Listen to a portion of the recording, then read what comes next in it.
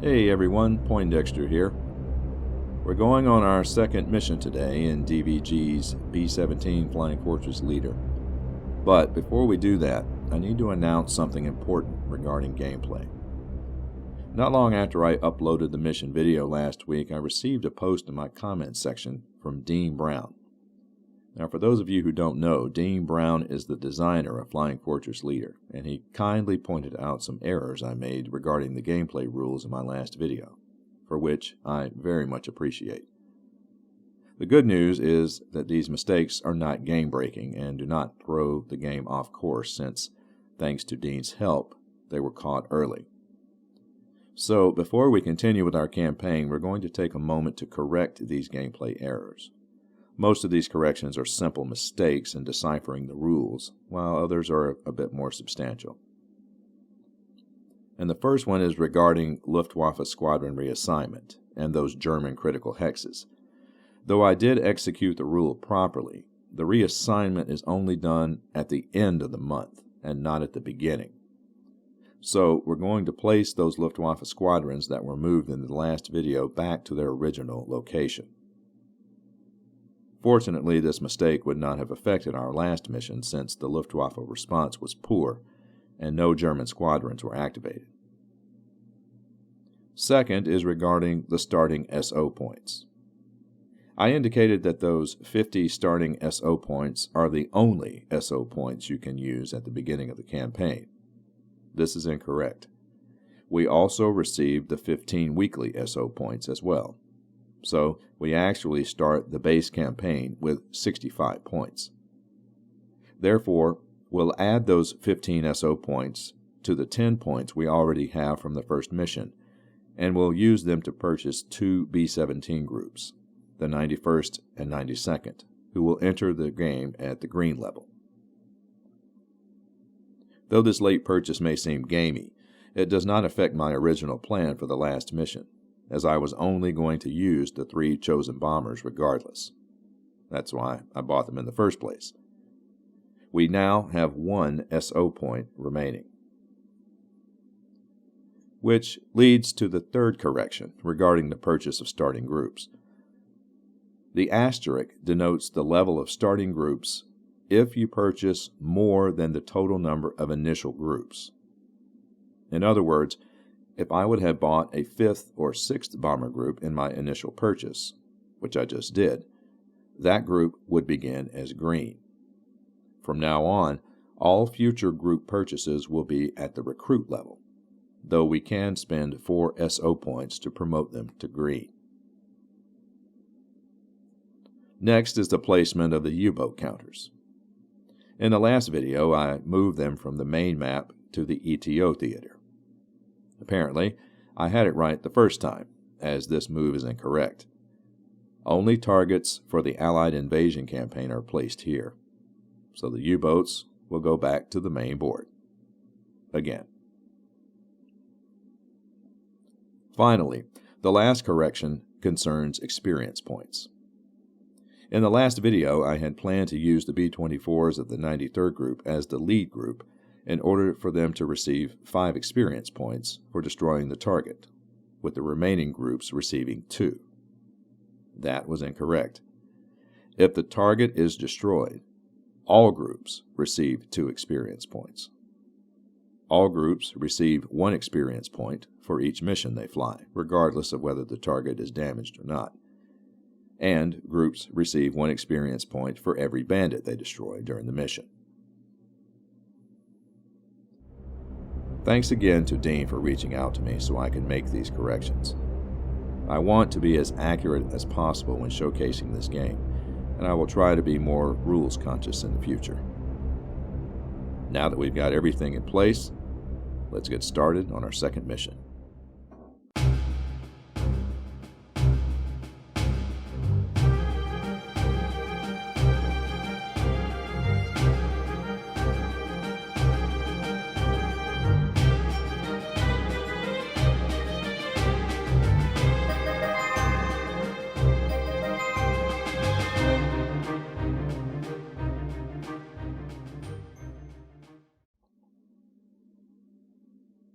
First, we'll move the calendar marker to week 2.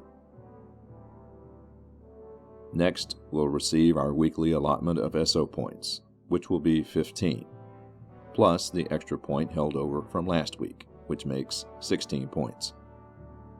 However, those pesky U-boats are active on the board, so we lose 9 SO points, which brings our final total to 7. Resting our B-24 group this week would eliminate 3 damage points and bring their stats back to OK. We'll send them on an anti-submarine mission next week. Today, we're going to fly 2 missions. We're going to use our 4 B-17 groups and split them into 2 strike forces. Our second strike mission will be sent back to Whammy, France to hopefully finish off the airfield there. Our first target, however, will be the airfield at Florence, Belgium, and Hex 13. This is a deeper penetration than our first mission, so we'll definitely be escorting this bombing force with Spitfires. The target allows for 3 bombers to be allocated to the strike force, but we are only going to send 2. With 12 hits needed to destroy the airfield, we're most likely not going to eliminate the target, unless we're extremely lucky. But hopefully we'll do some significant damage. Hex 13 is at the extreme range for our Spitfire escorts, as they have an indicated range of 4, which means they have a range of 4 hexes. When they reach the target area, they will be forced to turn back, and our 2 B-17 groups will be on their own. Now we'll assign our groups to the mission. The Spitfires of the 4th Fighter Group will fly escort. For our bombers, we'll add the recruits of LeMay's 305th Bomb Group and the 92nd Bomb Group. We'll arm all of our bombers with airfield-busting M30s once again. We'll place our counters on the tactical board, and once again have our Spitfires fly high escort to counter our German commanders out of the sun tactic. Now we'll place our mission markers and waypoints on the strategic map. Our path will be straight to the target and back. We'll flip over waypoint marker 2 to remind us when our Spitfires will have to turn back. We roll for the Luftwaffe response, and the roll is a 5, but with the -2 response modifier, the final result is a 3. Another poor response from the Germans today. Now the only thing our bombers will have to deal with is flak over the target.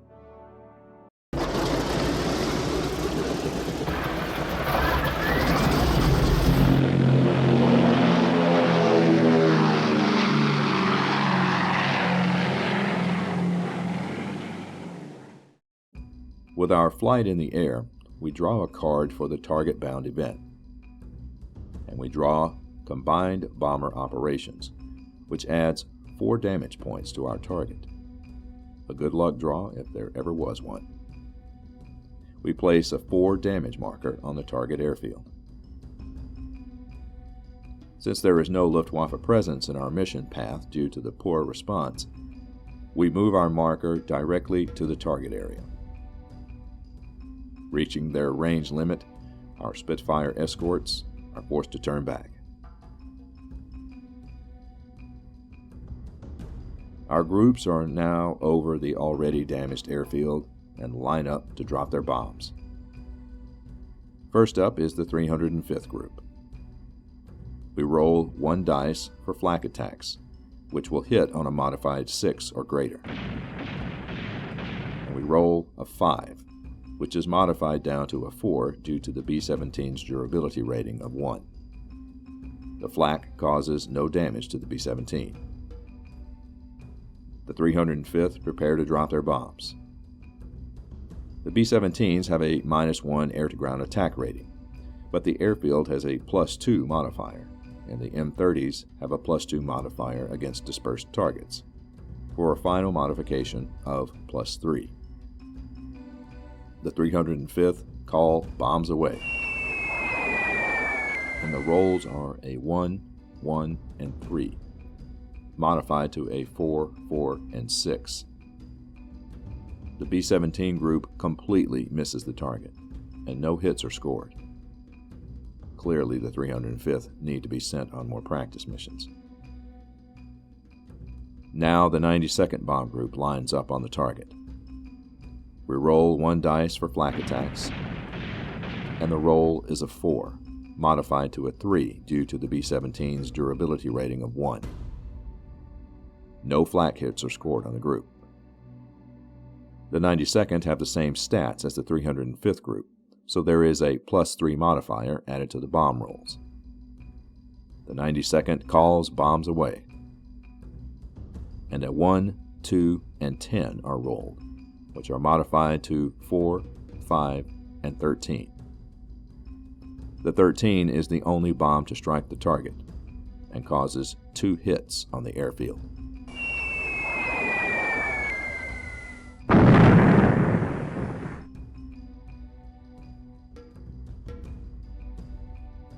After another poor showing from our bombers, our groups turn back and head for home. We draw a homebound event card, and we draw choppy weather. We are to perform formation checks for all bomber groups each movement turn, but since there will be no Luftwaffe attacks on our return flight, the check is redundant, and we will ignore it. And our groups make it back to England in one piece. There are 6 points of damage, which falls into the range of light damage.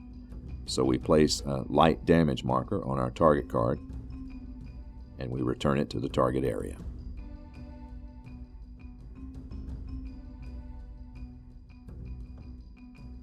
For our second mission, we'll choose our last 2 B-17s from the 97th and 91st bomb groups.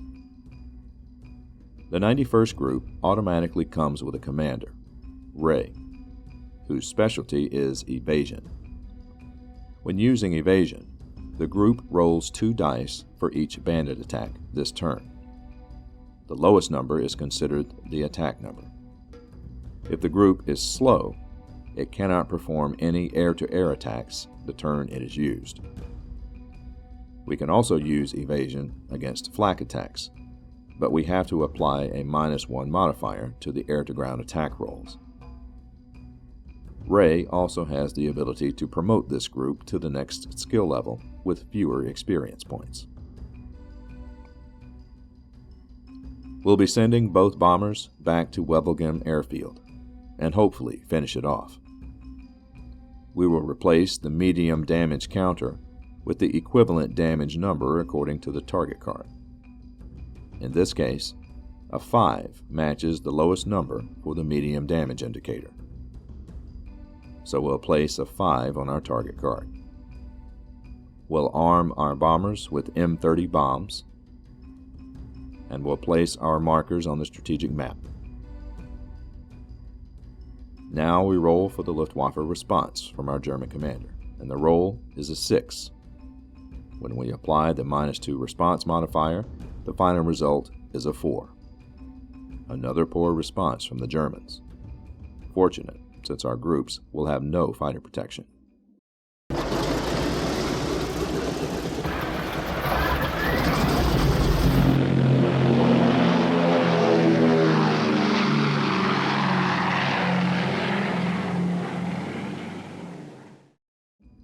Our second mission is underway, and we draw a target-bound event card.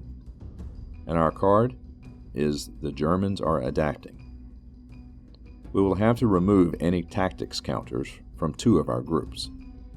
Since we only have 1 group with a commander tactic, the 91st, we will remove it from our bomber. The tactic cannot be used on this mission. Our group arrives over the target, and we roll for flak attacks. We roll 2 dice for flak and hit on a modified 7 or greater. First up is the 97th group. We roll 2 dice for flak, and the roll is a 1 and 3, which are modified to a 0 and 2 because of the B-17's durability. In either case, no hits are scored against the 97th. The B-17 will now attack the airfield. The bomber has a +1 air-to-ground modifier, the target adds a +1 modifier, and the M30s a +2 against dispersed targets, for an overall modification of +4. The 97th calls bombs away, and she pummels the airfield with a 2, 7, and 7, which are modified to 6, 11, and 11. Both 11s cause 2 hits apiece for a total of 4 damage points.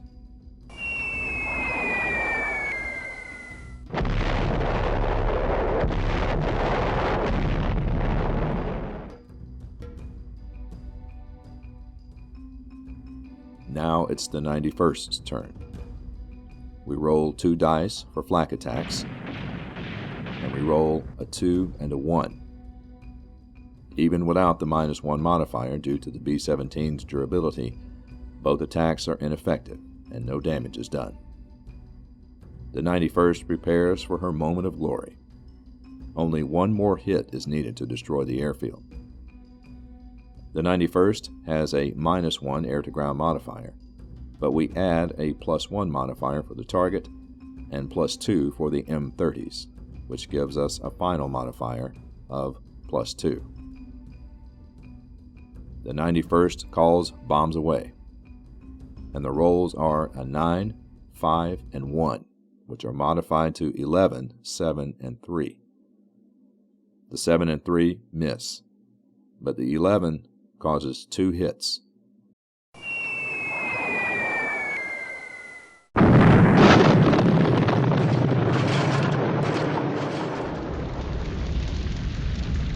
the airfield is finally destroyed.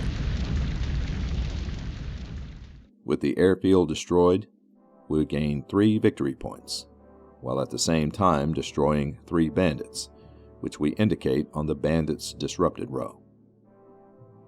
We also draw a new airfield target card and place it in the target area.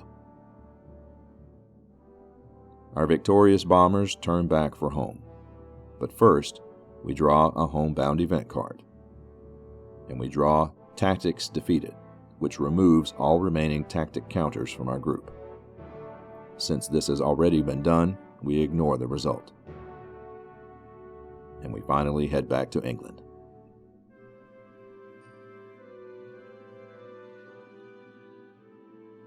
Our groups finally gave the Germans a bloody nose. Unfortunately, our overall bombing needs serious improvement. LeMay's 305th group was a complete bust again this week, with no bombs finding their mark. The Grim Reaper sounds menacing, but so far this group has been anything but. Perhaps they should change their name to Leper Colony. The 97th continues to impress with their accurate bombing, and are quickly becoming the superstars of this campaign. If there is a silver lining regarding our rather poor bombing, it's that the Luftwaffe has also been struggling as well, with inaccurate flak and a string of poor Luftwaffe responses. Not that I'm complaining. Taking a look at the player log, we see that the 97th and 91st received 2 experience points for their successful destruction of the airfield. The 91st is close to promotion, followed by the 305th. It's also good to finally see some victory points on the sheet after 2 weeks. Well, that wraps up our second week of missions for B-17 Flying Fortress Leader. Next week, we'll get our B-24s back in the sky to hopefully punish some U-boats, and maybe go after some targets that are not airfields. Thanks for watching, and we'll talk again soon.